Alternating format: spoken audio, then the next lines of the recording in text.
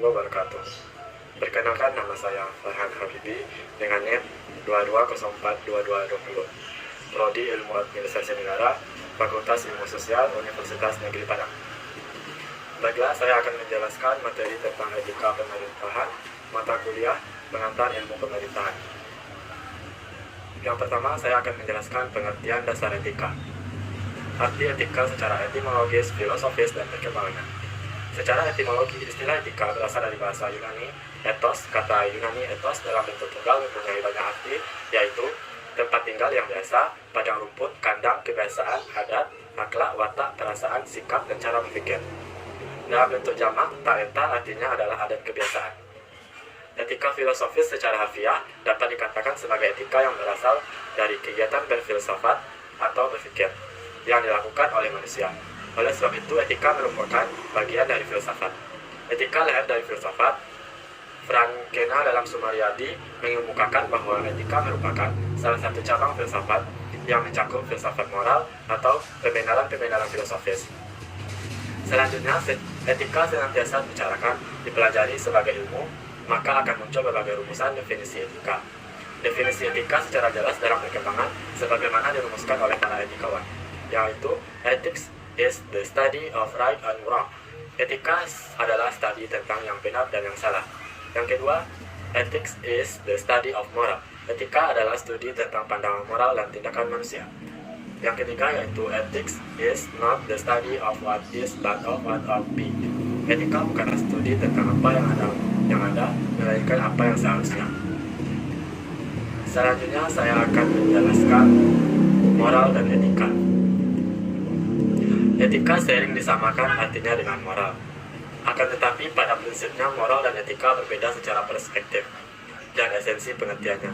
Nugroho menyatakan bahwa moral adalah ajaran tentang perilaku yang baik dan buruk, sedangkan etika adalah cabang filsafat yang secara teoretik menyoroti, menganalisis, dan mengevaluasi ajaran-ajaran tersebut, tanpa mengajukan sendiri suatu ajaran tentang mana perilaku yang baik dan mana perilaku yang buruk. Selain itu, Magnus Suseno dalam Sumariadi menyatakan etika dibedakan dari ajaran moral. Ajaran moral sifatnya operasional, artinya langsung mengajarkan orang bagaimana harus hidup baik. Ajaran moral adalah rumusan sistematik terhadap anggapan apa yang bernilai dan serta kewajiban-kewajiban yang harus dilakukan manusia. Sedangkan etika merupakan ilmu tentang norma-norma, nilai-nilai, dan ajaran-ajaran moral. Dengan kata lain, etika adalah ilmu yang kritis. Etika menyediakan sarana rasional untuk mempertanyakan keabsahan norma-norma moral dan merumuskan syarat-syarat keabsahannya. Nilai-nilai moral menurut Kumoro Tomo mempunyai karakteristik berikut. Yang pertama, primer. Moral melibatkan suatu komitmen untuk bertindak dan merupakan landasan hasrat yang paling utama sehingga termasuk ke dalam nilai primer. Yang kedua, real. Nilai moral bukan sekedar semu. Orang yang berwatak hipokrit sesungguhnya tidak mempercayai nilai moral yang bersangkutan.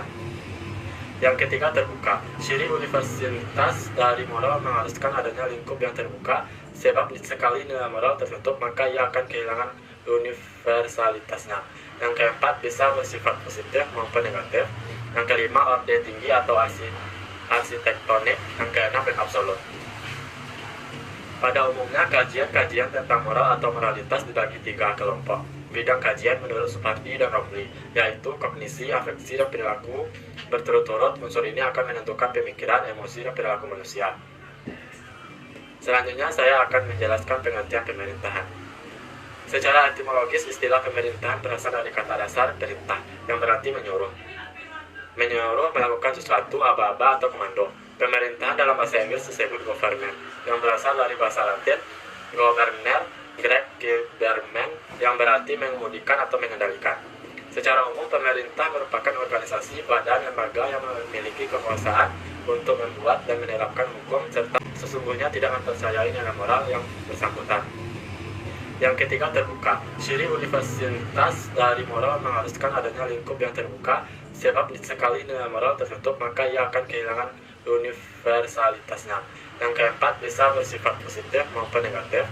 Yang kelima, orde tinggi atau arsitektonik. Yang keenam, absolut.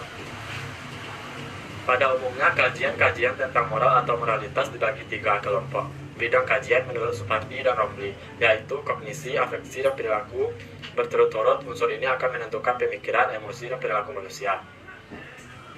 Selanjutnya, saya akan menjelaskan pengertian pemerintahan. Secara etimologis, istilah pemerintahan berasal dari kata dasar perintah, yang berarti menyuruh.